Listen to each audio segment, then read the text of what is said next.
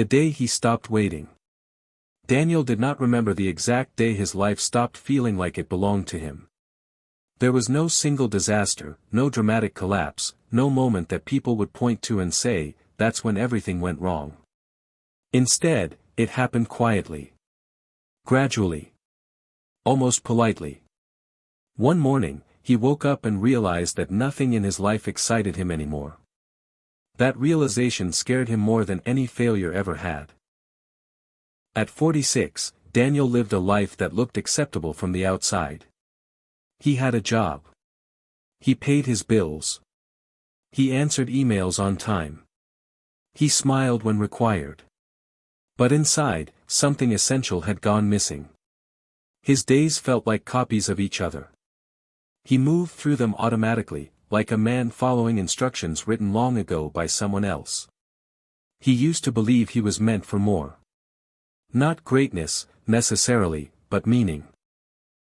He once imagined building something with his hands, creating work he could be proud of, becoming someone his younger self would respect. Over time, those thoughts faded.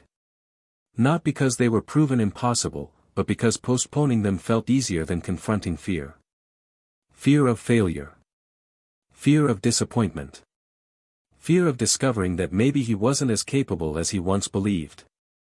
So he waited. He told himself he would start later. When things were clearer.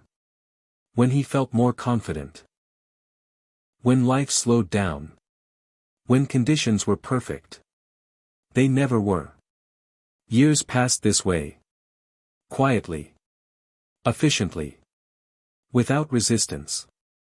The first real crack appeared on an ordinary evening. Daniel sat alone at his kitchen table, the light above him buzzing softly. He stared at his phone, scrolling through other people's lives. Promotions. Celebrations. Smiling faces framed by progress. He didn't feel jealousy. He felt distance. As if he were watching the world through thick glass. He looked around his apartment and noticed something uncomfortable. Nothing here reflected who he was or who he wanted to be. Everything was functional. Nothing was intentional. That night, he asked himself a question he had avoided for years. If nothing changes, will I be okay with this life? The answer came immediately. No. That truth did not motivate him. It unsettled him. Because he realized that the greatest danger wasn't failure, it was continuation. Waking up 10 years later, older and more tired, realizing he had lived on pause while waiting for permission that never came. The next morning, nothing dramatic happened. No surge of energy. No clarity. Just the same alarm, the same room, the same tired body. But Daniel did one small thing differently. He got out of bed when his alarm rang. Not 5 minutes later. Not after scrolling.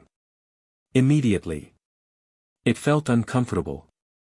Almost aggressive. His mind protested. His body resisted. But he stood up anyway. That moment didn't change his life. But it changed something more important, it broke the pattern.